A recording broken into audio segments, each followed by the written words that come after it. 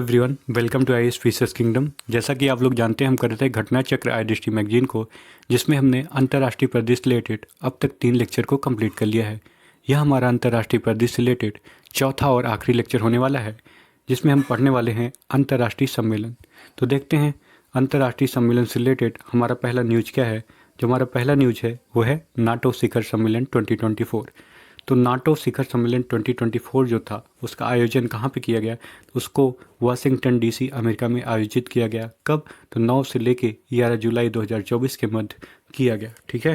ये जो नाटो है यानी कि नॉर्थ अटलांटिक ट्रीटी ऑर्गेनाइजेशन है, इसकी जो है इस बार यानी कि ये जो समिट हुई थी ये 75th वर्षगांठ थी। ठीक है। नाटो की स्थापना की 75th वर्षगांठ पे ये जो समिट थी 2024 की, इसका आयोजन कहाँ पे किया गया? वाशिंगटन डीसी में। ठीक है।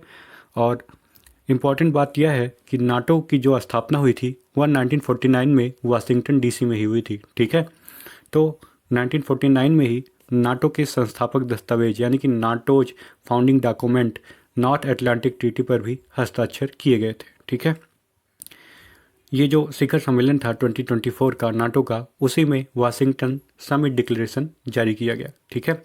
और नाटो का अगला शिखर सम्मेलन कहाँ पे होगा? तो जो नाटो है उसका अगला शिखर सम्मेलन द हेग नीदरलैंड 2025 में होगा। द हेग नीदरलैंड में एक और इम्पॉर्टेंट चीज़ है, क्या है? वहाँ पे आईसीजे का मुख्यालय, आईसीजे का headquarter, international court of justice का हेडक्वार्टर है। ठीक है। जो हमारा अगला न्यूज है वह है 50वां जी7 शिखर सम्मेलन 2024। जो 50वां जी7 शिखर सम्मेलन था 2024 का, वो कहाँ आयोजित किया गया? तो वो इटली के अध्यक्षता में अपूलिया इटली में आयोजित किया गया। इटली के फसानो शहर में। कहाँ पे? इटली के फसानो शहर में आयोजित किया गया। कब किया गया? तो 13 से लेके 15 जून 2024 के मध्य। ठीक है। और इटली ने यह अध्यक्षता किससे ग्रहण की? तो जापान से ग्रहण की। कब? 1 जनवरी 2024 को इटली ने जापान से यह अध्यक्षता अपने हाथों में ले ली। ठीक है। और जो 2025 का जी7 की अध्यक्षता है वो कौन करने वाला है? जो 2025 का जी7 समिट है वो कनाडा में ऑर्गेनाइज किया जाएगा। ठीक है। कनाडा की अध्यक्षता में होगा। ठीक है। वन समिट था, इसमें ना सिर्फ जी7 सदस्य थे बल्कि इसके अतिरिक्त यूरोपियन काउंसिल के अध्यक्ष चार्ल्स मिशेल और यूरोपियन कमीशन के अध्यक्ष उर्सुला वान डेर लेयन भी शामिल थे। ठीक है। आगे देखते हैं जी7 की अध्यक्ष के रूप में इटली में इस शिखर सम्मेलन में। ठीक है।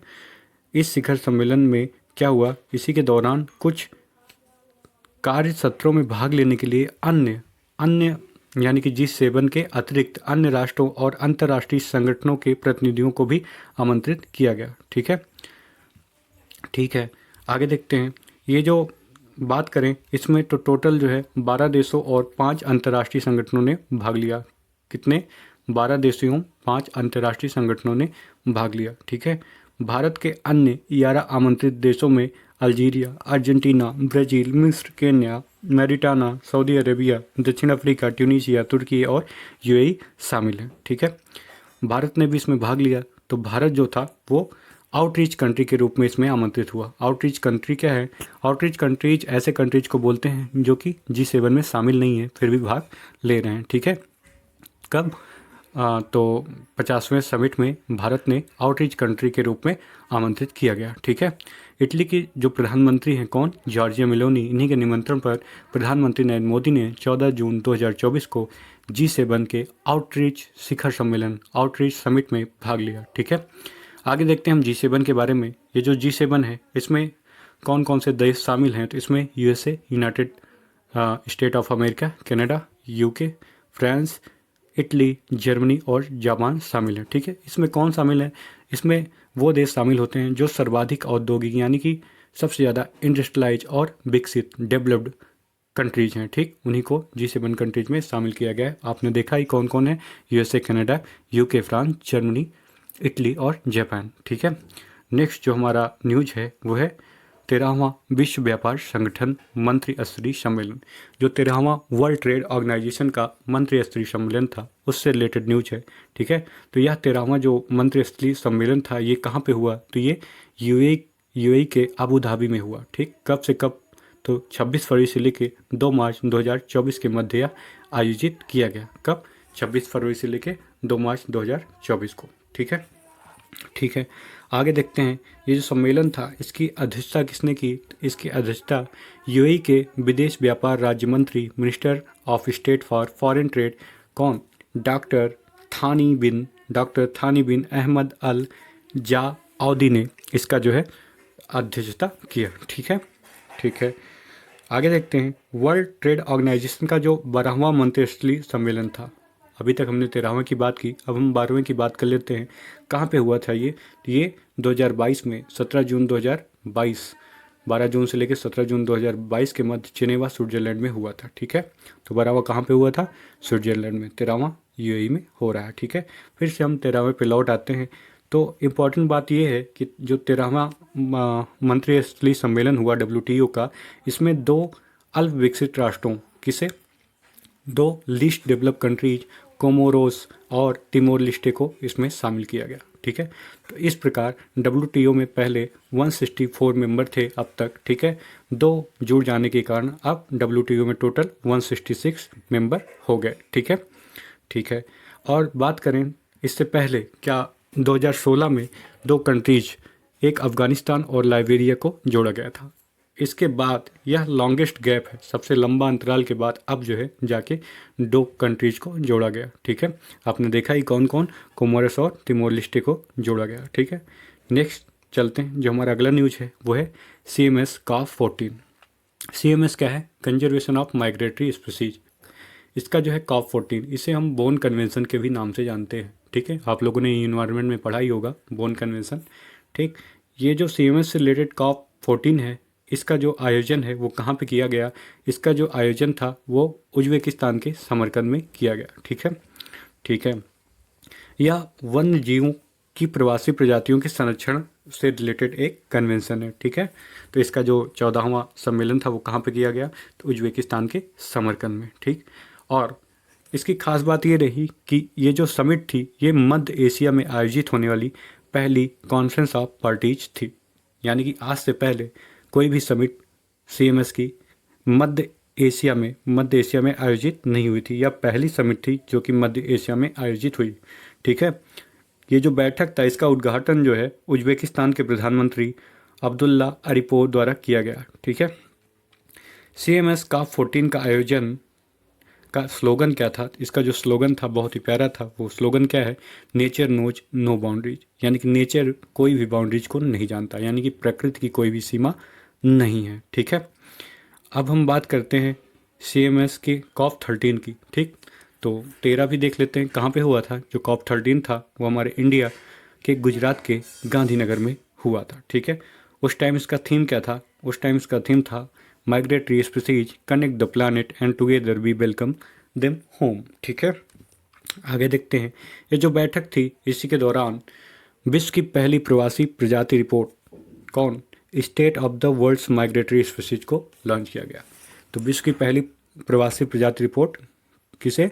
State of the world migratory species को लॉन्च किया गया इसी के दौरान। ठीक है, ये जो COP14 थी इसी के दौरान प्रवासी प्रजाति चैंपियनशिप कार्यक्रम का भी आयोजन किया गया।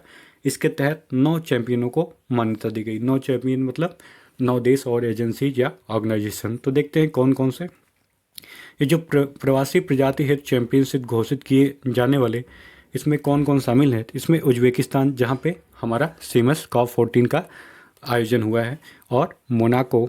ठीक है, आगे देखते हैं, Bharat, Germany, UK, European Union, पर्यावरण agency, Abu Dhabi, Saudi Arabia, ठीक, का राष्ट्रीय वन्यजीव केंद्र तथा प्रकृति संरक्षण के लिए जर्मनी संघीय एजेंसी भी इसमें शामिल थे। ठीक है, आगे देखते हैं, आगे हम CMS के बारे में ही बात करेंगे, प्रवासी प्रजातियों के संरक्षण पर जो कन्वेंशन है उसी के बारे में। तो इसे convention on the conservation of migratory species of wild animal नाम से भी जानते हैं, हम पीछे बात कर चुके हैं CMS।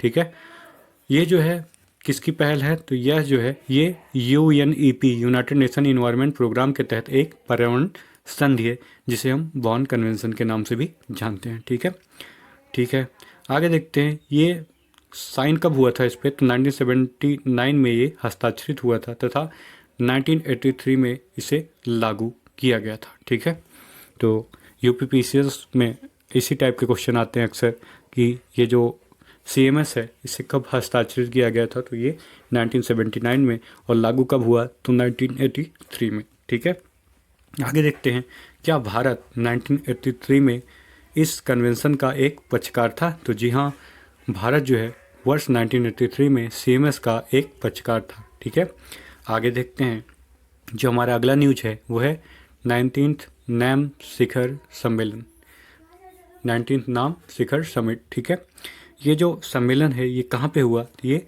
कंपाला युगांडा में हुआ। ठीक है, और ये कौन सा शिखर सम्मेलन था? तो 19वां शिखर सम्मेलन था। इसकी अध्यक्षता किसने की? इसकी अध्यक्षता युगांडा के राष्ट्रपति योवेरी कागुटा मुसेवेनी ने की। ठीक है, युगांडा के राष्ट्रपति कौन? Yoweri कागुटा Museveni. ठीक है, इसका थीम क्या था, इसका केंद्रीय विषय क्या था? जो इसका थीम है वो है deepening corporation for shared global affluence, यानी कि साझा वैश्विक समृद्धि के लिए सहयोग बढ़ाना। ठीक है, युगांडा जो है वो 2024 से लेके 2027 तक ये जो नाम है उसका जो है अध्यक्ष है। ठीक है, भारत की ओर से किसने भाग लिया? क्या मोदी ने भाग लिया? नहीं, तो मोदी इसमें भाग नहीं लेते, बोलते ये नेहरू की उपज है। ठीक है, तो इसमें जो है केंद्रीय विदेश मंत्री एस जयशंकर ने इसमें भाग लिया। ठीक है, ठीक है, तो भारत की ओर से इन्होंने ही नेतृत्व किया। ठीक है, भारत जो है वो नाम के संस्थापक सदस्यों में से एक है। ठीक, नाम के सदस्य देशों की संख्या इस वक्त कितनी है? तो टोटल है 121, 121। ठीक है, टोटल नाम में कितने सदस्य हैं? तो 121। अब नाम के बारे में थोड़ा बात कर लेते हैं। ये जो नाम था इसकी स्थापना 18 से लेकर 24 अप्रैल 1955 के मध्य आयोजित एक प्रथम बृहद स्तरीय एशियाई अफ्रीकी या एफ्रो एशियन कॉन्फ्रेंस के सहमत सिद्धांतों पर हुआ था। ठीक, तो इसकी स्थापना किस पे हुआ था?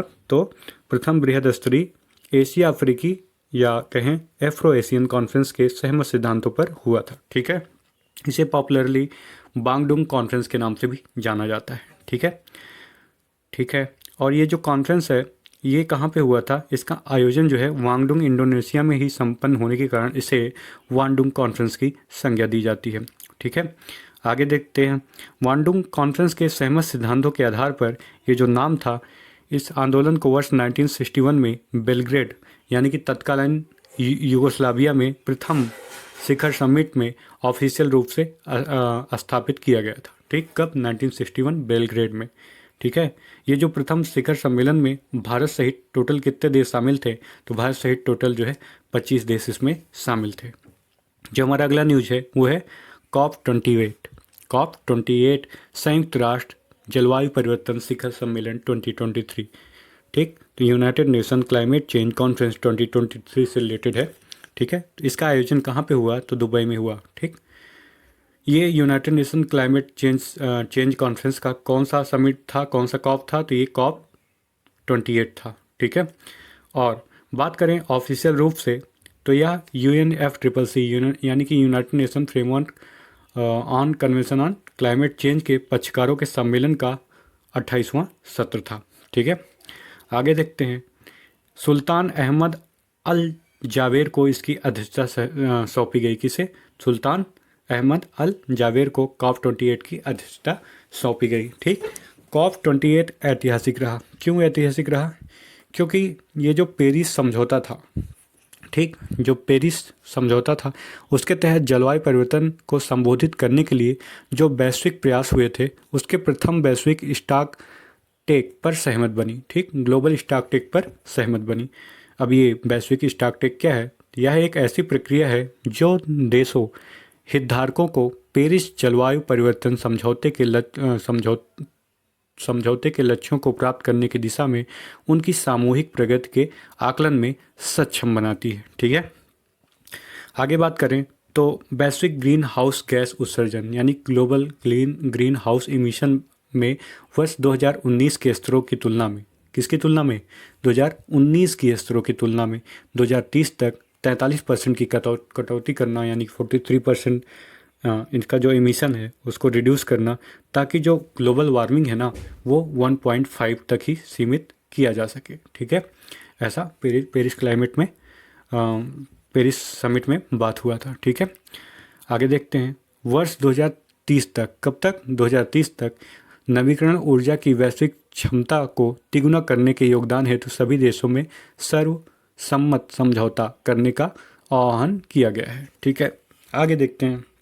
इस COP28 के दौरान ही वर्ल्ड क्लाइमेट एक्शन समिट में प्रधानमंत्री नरेंद्र मोदी ने भाग लिया। ठीक है, ये जो सम्मेलन था ये 1 से 2 दिसंबर 2023 के मध्य आयोजित किया गया था। ठीक है, भारत जो था वो वर्ष 2028 में आयोजित होने वाले COP33 की मेजबानी की पेशकश करेगा, ऐसा उसने जो है बात रखी। ठीक, लेकिन यह तभी संभव है जब UNFCCC के हस्ताक्षरकर्ताओं से इस पेशकश पर स्वीकृति प्राप्त हो जाएगी। ठीक, अगर ऐसा होता है तो भारत जो है वो 2002 के बाद दूसरा COP को जो है अपने यहाँ कराने में सक्षम होगा। ठीक है, कब? 2002 के बाद 2028 में। ठीक है, यानी कि COP33 की अध्यक्षता जो है वो भारत कर सकता है। ठीक है, इस COP28 के ही दौरान मोदी ने क्या किया? ग्रीन क्रेडिट पहल की शुरुआत की। किसकी शुरुआत की? ग्रीन क्रेडिट पहल की। ये किस पे आधारित है? तो ये जो ग्रीन क्रेडिट पहल है ये लाइफ स्टाइल फॉर इन्वायरमेंट अभियान के तहत भारत सरकार की एक पहल है। अब ये लाइफ स्टाइल फॉर इन्वायरमेंट क्या है? मतलब अपने लाइफ स्टाइल को कुछ इस तरह बनाना। ठीक, ये जो मिशन लाइफ है इसका मतलब अपने लाइफ को कुछ इस तरह बनाना जो कि पर्यावरण के अनुकूल हो, यानी कि जिससे पर्यावरण का कम से कम ह्रास या क्षति हो। ठीक है, आगे देखते हैं। आगे बात करें तो COP28 के दौरान ठीक ग्रीन राइजिंग इनिशिएटिव का शुभारंभ किया गया। किसका शुभारंभ किया गया? ग्रीन राइजिंग इनिशिएटिव का। बट किसके द्वारा? तो यूनिसेफ और जनरेशन अनलिमिटेड द्वारा भारत के पर्यावरण वन एवं जलवायु परिवर्तन मंत्रालय के सहयोग से ही COP28 के दौरान ग्रीन राइजिंग इनिशिएटिव का शुभारंभ किया गया। ठीक है, इसी अवसर पर ग्लोबल रिवर सिटीज अलायंस का ठीक ग्लोबल रिवर सिटीज अलायंस को जल शक्ति मंत्रालय द्वारा राष्ट्रीय स्वच्छ गंगा मिशन के नेतृत्व में COP28 के दौरान ही लॉन्च किया गया। किसे? ग्लोबल रिवर सिटीज अलायंस को। ठीक है, आगे देखते हैं। ये जो ग्लोबल रिवर सिटीज अलायंस है, ठीक है, इसमें क्या होगा कि अस्थायी शहरी नदी प्रबंधन, नदी संरक्षण और सतत जल प्रबंधन की दिशा में यह एक वैश्विक पहल है। ठीक, यह एक ग्लोबल लेवल पे पहल है। ठीक है, इस अलायंस में 11 देशों के 275 से अधिक नदी, कितने देशों के? 11 कंट्रीज हैं। ठीक, जिसमें 275 प्लस जो है नदियां शामिल हैं। ठीक है, ये 11 देश कौन से हैं तो एक बार देख लेते हैं। इसमें भारत, मिस्र, Netherlands, Denmark, Ghana, Australia, Bhutan, Cambodia, Japan, Hungary और संयुक्त राज्य अमेरिका इसमें शामिल है। और 16 अक्टूबर 2023 को, कब? 16 अक्टूबर 2023 को संयुक्त राज्य अमीरात द्वारा COP28 से, किससे? COP28 से पूर्व, ठीक, COP जो 28 हुआ था उससे पहले विश्व के सबसे बड़े एकल साइट सौर ऊर्जा संयंत्र। तो ऐसा भी एग्जाम में क्वेश्चन आ सकता है कि विश्व के सबसे बड़े एकल साइट सौर ऊर्जा संयंत्र, ठीक, का क्या नाम है? तो उसका नाम है Al Dhafra solar photovoltaic independent power project. इसका उद्घाटन किया गया। ठीक है, कब? 16 नवंबर 2023 को संयुक्त राज्य अमीरात के ही द्वारा, बट COP28 से पहले। ठीक है, इसकी क्षमता कितनी है? तो इसकी जो क्षमता है वह है 2 गीगावाट। ठीक है, कितना है? 2 गीगावाट। अब हम COP29 के बारे में भी बात कर लें तो COP29 जो हुआ था वो कब हुआ? हो चुका नवंबर 2024 में। इसकी अध्यक्षता किसने की? इसकी अध्यक्षता की अजरबैजान ने। ठीक है, आगे देखते हैं। COP30 के बारे में बात कर लें तो COP30 कब होगा? ये होगा 2025 में। कहाँ पे होगा? ये होगा ब्राज़ील में। कहाँ पे? ब्राज़ील में। ठीक, तो COP25 कहाँ होने वाला है? ब्राज़ील। COP24 Azerbaijan. नेक्स्ट जो हमारा न्यूज है वो है GPAI शिखर सम्मेलन 2023, global partnership on artificial intelligence 2023। जहाँ पे AI आ जाता है वो बहुत इंपॉर्टेंट हो जाता है। और उससे भी ज़्यादा इम्पॉर्टेंट ये इसलिए है क्योंकि ये जो शिखर सम्मेलन है GPAI का वो कहाँ आयोजित किया गया?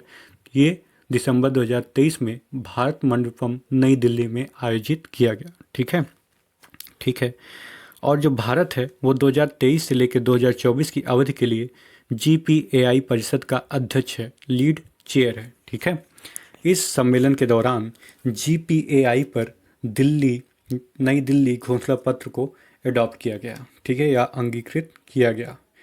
आगे देखते हैं, GPAI परिषद की बात करें या GPAI काउंसिल की बात करें तो यह एक मिनिस्ट्रियल लेवल बॉडी है जिसमें सभी सदस्य शामिल हैं। ठीक है, GPAI के बारे में और बात करते हैं। ये जो GPAI यानी कि global partnership on artificial intelligence है, यह एक अंतर्राष्ट्रीय यानी कि इंटरनेशनल और मल्टी स्टेक होल्डर यानी कि बहुहितधारक पहल है। ठीक है, यह सदस्य राष्ट्रों के बीच AI के क्षेत्र में सहयोग को बढ़ाने के लिए एक वैश्विक साझेदारी है। ठीक है, GPAI की बात करें तो इसे कब लॉन्च किया गया था? इसे 15 जून 2020 को लॉन्च किया गया था। कब? 15 जून 2020 को। ठीक, GPAI का सचिवालय कहाँ है? तो GPAI का सचिवालय है, ठीक है, कहाँ पे? पेरिस स्थित आर्थिक सहयोग और विकास संगठन यानी कि OECD में की गई। ठीक, तो GPAI के सदस्यों की संख्या कुल कितनी है? तो GPAI के सदस्यों की टोटल 29 संख्या है, कुल 29 संख्या है। ठीक, इसके अतिरिक्त बात करें तो OECD जो है वो GPAI का परमानेंट ऑब्जर्वर की भूमिका निभा रहा है। ठीक, परमानेंट ऑब्जर्वर कौन है GPAI का? तो OECD यानी कि organisation for economic cooperation and development. बात करें दिसंबर 2020 की तो दिसंबर 2020 में यूनेस्को भी GPAI के पर्यवेक्षक के रूप में शामिल हुआ। ठीक है, आगे देखते हैं, GPAI के कुछ शिखर सम्मेलन के बारे में बात करते हैं। तो GPAI का जो पहला शिखर सम्मेलन हुआ वो कहाँ पे हुआ? मॉन्ट्रियल कनाडा में 3 से 4 दिसंबर 2020 के मध्य। ठीक है, जो दूसरा शिखर सम्मेलन है GPAI का वो कब हुआ? तो 11 से 12 नवंबर 2021 पेरिस फ्रांस के मध्य। ठीक है, कहाँ पे? 11 से 12 नवंबर के मध्य 2021 में पेरिस फ्रांस में। ठीक, जो तीसरा शिखर सम्मेलन है वो कहाँ हुआ? तो वो हुआ टोक्यो जापान में। कब? 22 नवंबर 2022 को। ठीक है, 21 से लेके 22 नवंबर 2022 को। जो हमारा नेक्स्ट न्यूज है वो है COP5 मिनीमाटा अभिसमय यानी कि मिनीमाटा कन्वेंशन। इस पे जो 5वीं बैठक हुई यानी कि COP5 हुई, कहाँ पे हुई? तो वो जिनेवा स्विट्जरलैंड में हुई। ठीक है, तो जिनेवा स्विट्जरलैंड में मरकरी पर मिनीमाटा कन्वेंशन के पक्षकारों के सम्मेलन की 5वीं बैठक हुई। ठीक है, आगे देखते हैं, ये जो COP5 है इसकी अध्यक्षता किसने किया? तो इसकी अध्यक्षता किया क्लाउडिया डिमिट्रू। ये कहाँ से संबंधित हैं? तो ये रोमानिया देश से संबंधित हैं। ये मिनीमाटा कन्वेंशन की 10वीं वर्षगांठ थी। कौन सी वर्षगांठ थी? तो 10वीं वर्षगांठ थी। ठीक है, ठीक है, इस अवसर पे क्या हुआ कि मिनीमाटा फिल्म का प्रसारण किया गया। और ये मिनीमाटा फिल्म का जो प्रसारण हुआ, ये जो फिल्म है इसके निर्देशक कौन है? तो इसके निर्देशक हैं एंड्रयू लेविटास। कौन है? एंड्रयू लेविटास। ठीक है, मिनीमाटा का जो COP6, ठीक है, इसकी जो अगली बैठक होगी वो 3 से 7 नवंबर 2025 के मध्य कहाँ पे होगी? जिनेवा स्विट्जरलैंड में होगी। कब? 3 से 7 नवंबर 2025 के मध्य जिनेवा स्विट्जरलैंड में। ठीक है, अच्छा, और इसकी किसकी अध्यक्षता में होगी? तो ये चिली की अध्यक्षता में होगी। ठीक है, आगे देखते हैं, COP6 जो है इसकी अध्यक्षता करेगा कौन? इसकी अध्यक्षता करेंगे ओसवाल्डो पेट्रिसियो अल्वारेज पेरेज। ठीक है, ये इसकी अध्यक्षता करेंगे। ठीक है, ये जो मिनीमाटा कन्वेंशन है इसका उद्देश्य क्या है? इसका उद्देश्य है पारा और उसके यौगिकों के हानिकारक प्रभावों से जो मानव स्वास्थ्य और पर्यावरण की रक्षा करना इसका उद्देश्य है। ठीक है, ये जो संधि थी, ये जो ट्रीटी थी, मिनीमाटा जो कन्वेंशन था, इसको जो है 2013 में अपनाया गया था तथा 16 अगस्त 2017 को यह लागू हुआ था। ठीक है, भारत भी मिनीमाटा कन्वेंशन का एक पक्षकार है। तो भारत भी मिनीमाटा कन्वेंशन का एक पक्षकार है। ठीक है, भारत जो है वर्ष 2018 में, कब? 2018 में जो मिनीमाटा कन्वेंशन था उसको रेटिफाई किया था। ठीक है, अब हम मिनीमाटा रोग के बारे में देखते हैं, क्या है ये मिनीमाटा रोग। तो सबसे पहले इसे 1956 में जापान में देखा गया था। कहाँ पे? जापान में। ठीक, ये किससे रिलेटेड है? तो ये न्यूरोलॉजिकल सिंड्रोम, ठीक, से रिलेटेड है। ठीक है, जो गंभीर पारा विषाक्तता यानी कि मर्करी पॉइजनिंग के कारण होता है। ठीक, मिनीमाटा रोग जो है इसमें मेथिल मर्करी के कारण मुख्य केंद्रीय जो तंत्रिका तंत्र है वो प्रभावित होता है। एग्जाम में डायरेक्ट क्वेश्चन बनता है कि मिनीमाटा रोग से क्या प्रभावित होता है, तो तंत्रिका तंत्र प्रभावित होता है। ठीक है, आगे देखते हैं। जो हमारा अगला न्यूज है वो है प्रथम वैश्विक एआई सुरक्षा शिखर सम्मेलन। ठीक है, तो सबसे पहले ये हुआ कहाँ पे, तो ये यूके में हुआ। कब हुआ, 1 से 2 नवंबर 2023 के मध्य यूके में। कहाँ पे, तो यूके के ब्लेचले पार्क में। ठीक है, ठीक है। यह जो वैश्विक एआई सुरक्षा शिखर सम्मेलन था, यह जो है इसका प्रथम संस्करण था। ठीक, global artificial intelligence safety summit का प्रथम संस्करण था, जो कि यूके में ब्लेचले पार्क में आयोजित हुआ। ठीक है, अब देखते हैं इसमें कितने लोगों ने हिस्सा लिया। तो भारत सहित अगर बात करें तो कुल 28 देशों, भारत सहित कितने, 28 देश, यानी कि टोटल 29 देश, और इसके अतिरिक्त यूरोपियन यूनियन ने भी इसमें हिस्सा लिया। ठीक है, ये जो समिट था, इस समिट के दौरान ब्लेचले डिक्लेरेशन पर हस्ताक्षर किए गए। ठीक है, ठीक है। यह ऐतिहासिक घोषणा जो थी, ये उन्नत एआई सिस्टम, जिसे फ्रंटियर एआई के रूप में जाना जाता है, के संभावित जोखिमों एवं लाभों को संबोधित करने के लिए एक सामूहिक समझ और समन्वित दृष्टिकोण बनाने का प्रयास करती है। ठीक है, आगे देखें तो ये जो ब्लेचले घोषणा फ्रंटियर एआई जोखिम से निपटने हेतु यह पहला वैश्विक समझौता यानी फर्स्ट ग्लोबल एग्रीमेंट है, और यह विश्व के प्रमुख एआई प्रयोक्ताओं के बीच उच्च स्तरीय राजनीतिक सहमतियों तथा प्रतिबद्धता को दर्शाता है। आगे बात करें तो इस शिखर सम्मेलन के दौरान ही 2 नवंबर 2023 को यूके में, कहाँ पे, यूके में विश्व के प्रथम एआई सुरक्षा संस्थान world first AI safety institute को लॉन्च किया गया। कहाँ पे, वर्ल्ड का फर्स्ट एआई सेफ्टी इंस्टीट्यूट कहाँ पे लॉन्च किया गया, तो यूके में।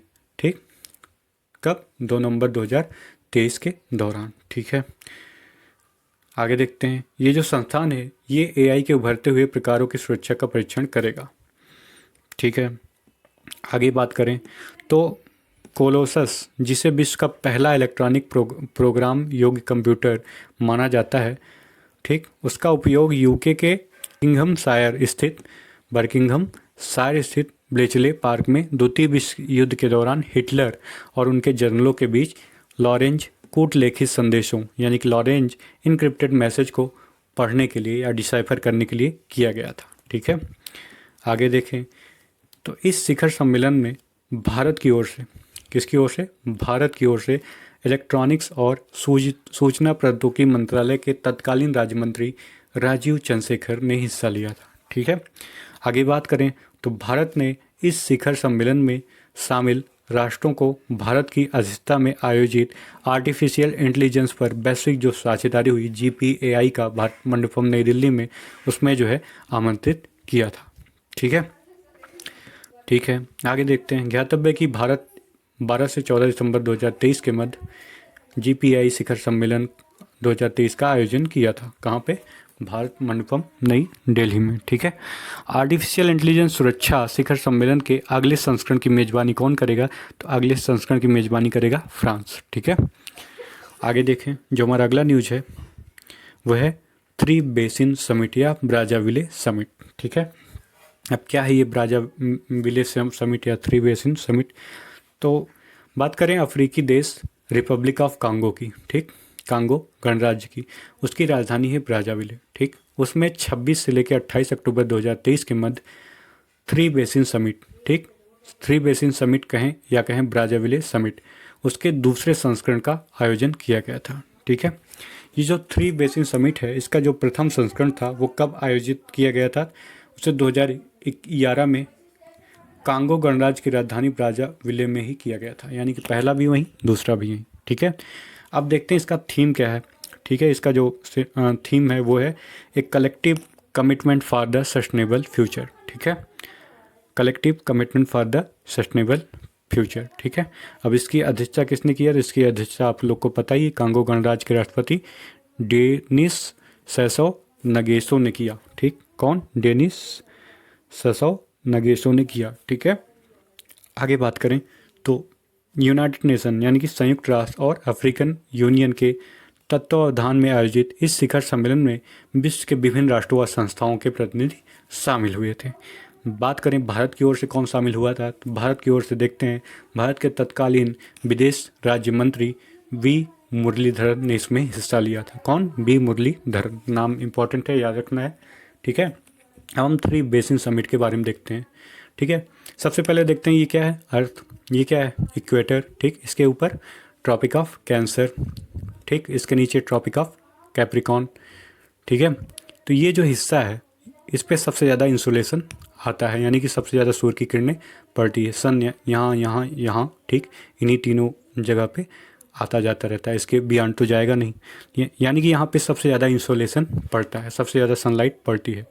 तो देखें, ये जो 3 बेसिन हैं इसके बीच में स्थित हैं, यानी कि ट्रॉपिक ऑफ कैंसर और ट्रॉपिक ऑफ कैप्रिकॉन के बीच जो स्थित हैं, कौन? 3 basin, Amazon basin, Congo basin और बोर्नियो मेकांग दक्षिण पूर्व एशिया बेसिन। इसी को हम 3 बेसिन समिट की रूप में जानते हैं। ठीक है, बात करें इन बेसिन्स की, चूँकि यहाँ पे बहुत ज़्यादा इंसुलेशन है, तो ये विश्व का 80% उष्णकटिबंधीय वन क्षेत्र इसी में शामिल होगा।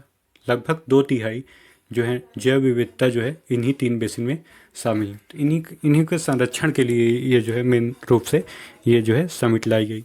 ठीक है, तो जाहिर सी बात है यहाँ पे बहुत ज़्यादा इंसुलेशन है, तो यहाँ पे ट्रॉपिकल फॉरेस्ट पाए जाएंगे, लगभग 2/3। ठीक है, जैव विविधता भी इसी में निवास करती है। जो हमारा अगला न्यूज है वो है G77 शिखर सम्मेलन।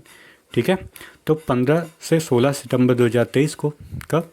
15 से 16 सितंबर 2023 को G77 प्लस चीन का 2 दिवसीय शिखर सम्मेलन कहाँ पे आयोजित हुआ? तो हवाना, क्यूबा में आयोजित हुआ। ठीक, तो G77 शिखर सम्मेलन कहाँ पे हुआ? हवाना, क्यूबा में। इसकी अध्यक्षता किसने किया? तो इसकी अध्यक्षता क्यूबा के ही राष्ट्रपति मिगुएल डियाज कैनेल ने किया। किसने? मिगुएल डियाज कैनेल ने किया। इसकी थीम क्या थी? तो इसकी जो थीम है वो है current development challenges, the role of science, technology and innovation, यानी कि वर्तमान विकास चुनौतियाँ, विज्ञान, प्रौद्योगिकी और नवाचार की भूमिका। ठीक है, ये जो शिखर सम्मेलन था इसके समापन पर क्या हुआ? इसके समापन पर हवाना डिक्लेरेशन अडॉप्ट किया गया। ठीक है, आगे देखते हैं। G77 प्लस चीन शिखर सम्मेलन में संयुक्त राष्ट्र महासचिव जो एंटोनियो गुटेरेस हैं उनके सहित कई देशों के राष्ट्र अध्यक्षों ने भाग लिया। ठीक है, उल्लेखनीय है कि वर्ष 1964 में G77 के गठन के पश्चात भारत जो था इसमें जो है पहली बार जो है इसकी अध्यक्षता की थी। ठीक है, कब? 1964 में G77 के गठन के पश्चात भारत जो था वो पहली बार इसकी अध्यक्षता किया था। ठीक है, आगे देखते हैं। आगे बात करें तो 21 से 22 जनवरी 2024 की, तो G77 के सदस्य देशों एवं चीन के शासनाध्यक्ष राष्ट्राध्यक्ष का तीसरा दक्षिण शिखर सम्मेलन कंपाला, युगांडा में आयोजित हुआ। कहाँ पे? कंपाला, युगांडा में। अब हम G77 के बारे में थोड़ा बात कर लेते हैं। तो जो G77 है ये क्या है?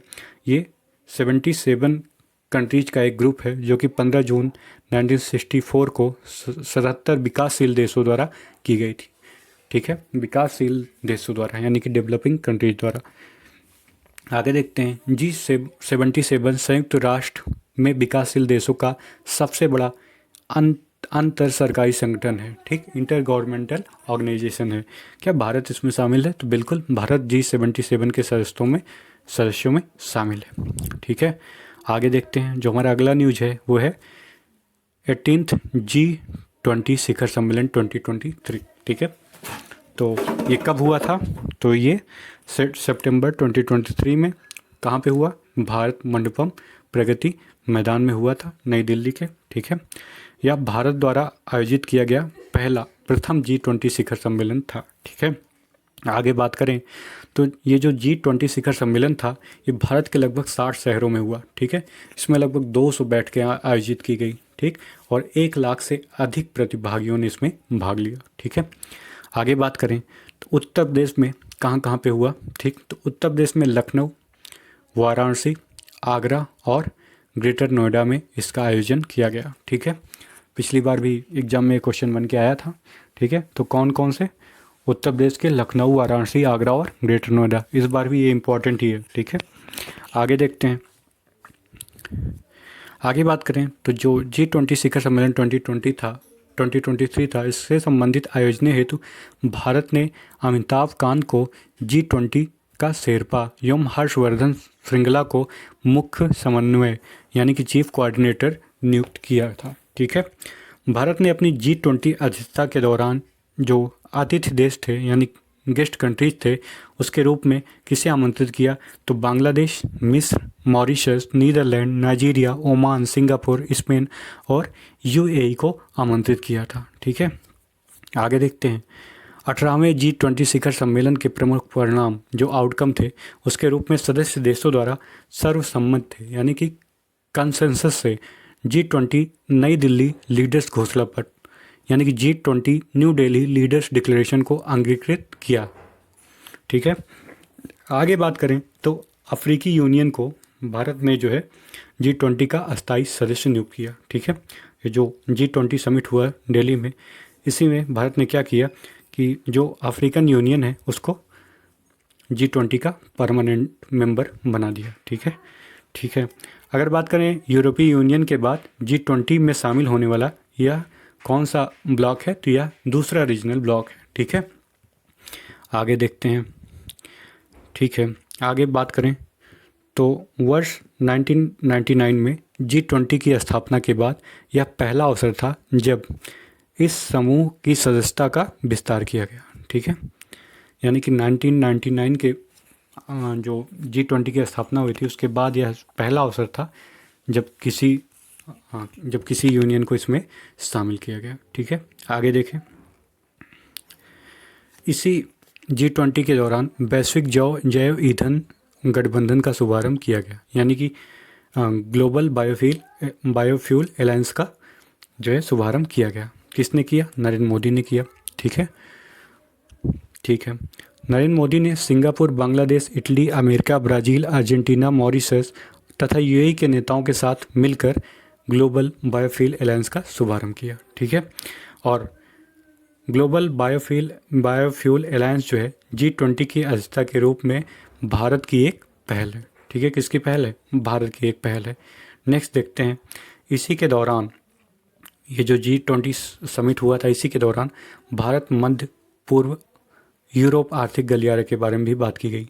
तो बात है 9 सितंबर 2023 की। कब? 9 सितंबर 2023 की, जब G20 शिखर सम्मेलन 2023 के दौरान ही भारत, अमेरिका, सऊदी अरब, यूएई, फ्रांस, जर्मनी, इटली एवं यूरोपीय यूनियन के नेताओं के मध्य IMEC यानी कि India middle east Europe economic corridor की स्थापना हेतु एक MOU साइन हुआ। अगर बात करें इस MOU की, जो कि है IMEC, यह क्या है?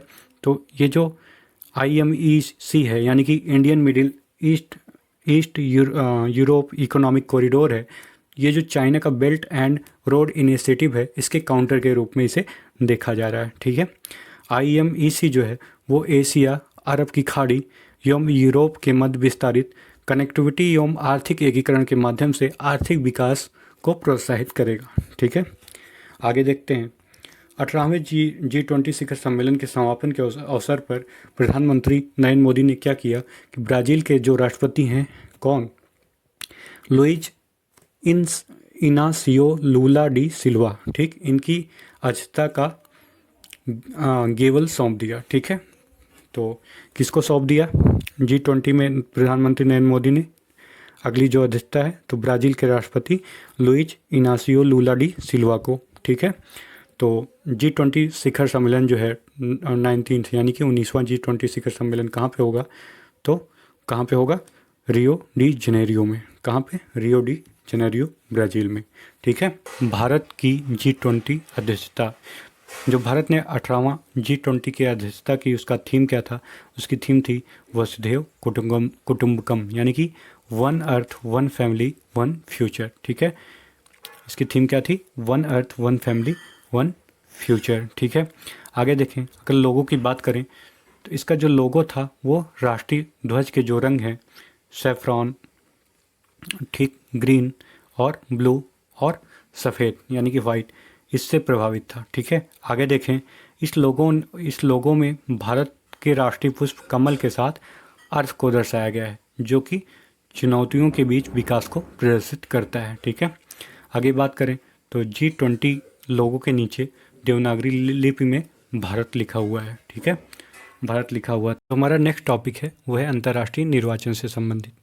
तो सबसे पहले जो हमारा न्यूज है वो है यूके के नवनिर्वाचित प्रधानमंत्री। तो यूके के जो नवनिर्वाचित प्रधानमंत्री बने वो कौन बने, तो कीर स्टारमर। कौन?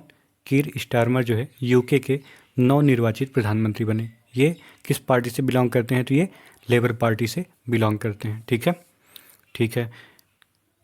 आगे बात करें तो इन्होंने किसका स्थान लिया, तो इन्होंने ऋषि सुनक का स्थान लिया जो कि कंजर्वेटिव पार्टी से बिलोंग करते हैं, ठीक है। और बात करें अगर सर कीर स्टारमर की, तो ये ब्रिटेन के 58 PM बने। कौन? 98 PM, ठीक है। आगे बात करें जो हमारा अगला न्यूज है वो है मसूद पेजेशकियन। ये ईरान के नवनिर्वाचित राष्ट्रपति बने। कहाँ के? ईरान के, ठीक है। 5 जुलाई 2024 को ईरान के राष्ट्रपति पद हेतु द्वितीय चरण के चुनाव में सुधारवादी तथा उदारवादी नेता यानी कि लिबरल पार्टी के जो नेता हैं, कौन? मसूद पेजेशकियन, ये नए राष्ट्रपति के रूप में निर्वाचित हुए, ठीक है। आगे देखें तो ये जो पेजेशकियन है ये ईरान के नवे राष्ट्रपति के रूप में निर्वाचित हुए, ओके। 19 मई 2024 की बात है, 19 मई 2024 की, जब हेलीकॉप्टर दुर्घटना में ईरान के जो राष्ट्रपति थे, कौन? इब्राहिम रईसी, और ईरान के ही विदेश मंत्री हुसैन अमीर अब्दुल्लाहियान की दुखद मृत्यु हो गई। इसके पश्चात ईरान में जो राष्ट्रपति चुनाव थे वो अनिवार्य हो गए, ठीक है। ईरान में जो राष्ट्रपति का कार्यकाल होता है वो कितने साल का होता है, तो 4 साल का होता है। USA की तरह यहाँ भी 4 साल का, ठीक है, जो टेन्योर होता है वो होता है। जो हमारा अगला न्यूज है वो बहुत इंपॉर्टेंट है, वो है जूडिथ सुमिनवा तुलुका। ये इंपॉर्टेंट क्यों है? क्योंकि DRC यानी कि डेमोक्रेटिक रिपब्लिक ऑफ कांगो की जो पहली महिला, चूँकि प्रथम महिला है इसलिए बहुत इंपॉर्टेंट हो जाती हैं, तो प्रथम महिला प्रधानमंत्री बनी। कहाँ की? DRC की। कौन? जूडिथ सुमिनवा तुलुका, ठीक है। आगे देखते हैं, इन्होंने इस पद पर जीन मिशेल सामा लुकोंडे का स्थान ग्रहण किया। किसका? जीन मिशेल सामा लुकोंडे का स्थान ग्रहण किया, ठीक है। जो हमारा नेक्स्ट न्यूज है वो है इंडोनेशिया से संबंधित। इंडोनेशिया में भी राष्ट्रपति के चुनाव हुए, तो यहाँ पे राष्ट्रपति कौन बने? यहाँ के राष्ट्रपति बने प्रबोवो सुबियांतो, ठीक। ये नए राष्ट्रपति के रूप में नवनिर्वाचित हुए, ठीक। जो हमारा अगला न्यूज है वो है फिनलैंड में राष्ट्रपति चुनाव 2024, ठीक। तो ये जो फिनलैंड में जो राष्ट्रपति चुनाव हुए इसमें अलेक्जेंडर स्टब को नए राष्ट्रपति के रूप में नवनिर्वाचित किया गया।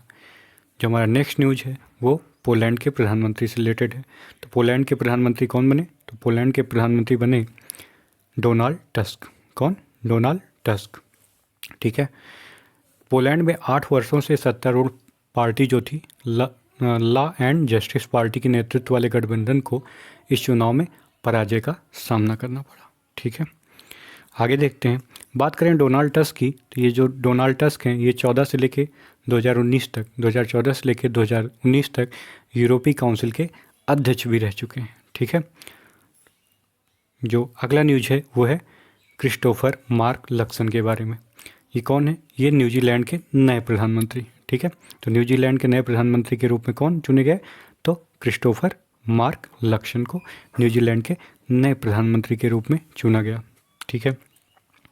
आगे देखते हैं, जो हमारा अगला न्यूज है वो है इक्वाडोर के राष्ट्रपति से रिलेटेड डेनियल नोबोआ। किसे? डेनियल नोबोआ को इक्वाडोर के नए राष्ट्रपति के रूप में चुना गया, ठीक है। और ये 48वें राष्ट्रपति हैं। डेनियल नोबोआ इक्वाडोर ये सबसे युवा, ठीक, 36 साल के नवनिर्वाचित राष्ट्रपति हैं, ठीक है। साथ ही इक्वाडोर के इतिहास में जुआन जोस फ्लोरेंस के बाद दूसरे सबसे युवा राष्ट्रपति हैं ये। जो हमारा अगला टॉपिक है वो है अंतर्राष्ट्रीय आपदाओं से रिलेटेड। सबसे पहले बात करेंगे हम सुपर टाइफून यागी की। किसे? सुपर टाइफून यागी की। अगर बात करें सुपर टाइफून यागी की, तो यह वर्ष 2024 में पश्चिमी उत्तर प्रशांत क्षेत्र में, कहाँ? पश्चिमी उत्तर प्रशांत क्षेत्र में आया हुआ ट्रॉपिकल साइक्लोन था, ठीक है, कैसा साइक्लोन है? Tropical cyclone. अगर बात करें इस साइक्लोन की तो यह कैटेगरी 4 का टाइफून है और इसकी जो स्पीड है वो कितनी दर्ज की गई? तो 240 किलोमीटर पर आवर, यानी 1 घंटे में 240 किलोमीटर की यात्रा यह तय कर सकता है। ठीक है, इस टाइफून ने दक्षिण पूर्व एशिया में कई देशों को प्रभावित किया। इससे प्रभावित देशों की बात करें तो चीन, फिलीपींस, लाओस, थाईलैंड और म्यांमार इसमें शामिल है। अगर बात करें इससे प्रभावित सबसे ज़्यादा महत्वपूर्ण कौन सा देश रहा इससे प्रभावित, तो वियतनाम जो है इससे जो है सबसे ज़्यादा प्रभावित जो है देश रहा। ठीक है, आगे बात करें, अगर बात करें इसके लैंडफॉल की तो यह चीन में लैंडफॉल करने वाला दूसरा सबसे शक्तिशाली टाइफून है। ठीक, 6 सितंबर 2024 को इस टाइफून ने चीन में तथा 7 सितंबर 2024 को वियतनाम में लैंडफॉल किया।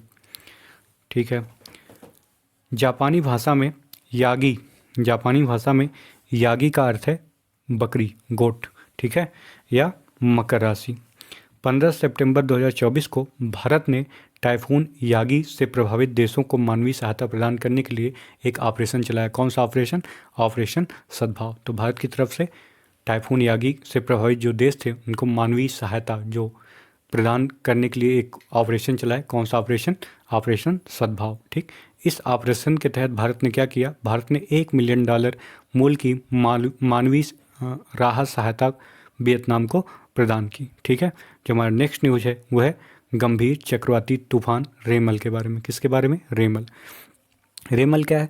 रेमल एक साइक्लोनिक स्टॉर्म है, यानी कि चक्रवाती तूफान है, जो कि 22 मई 2024 को बंगाल की खाड़ी से, कहाँ से? बंगाल की खाड़ी से एक निम्न दबाव के क्षेत्र के रूप में उत्पन्न हुआ था। ठीक, बात करें 26 से 27 मई 2024 की तो उसकी मध्य रात्रि को पश्चिम बंगाल और बांग्लादेश के तटों पर लैंडफॉल करने से पूर्व यह गंभीर चक्रवाती तूफान के रूप में परिवर्तित हो गया था। ठीक है, लैंडफॉल के बाद इस चक्रवात के प्रभाव का आकलन करने के लिए भारतीय तटरक्षक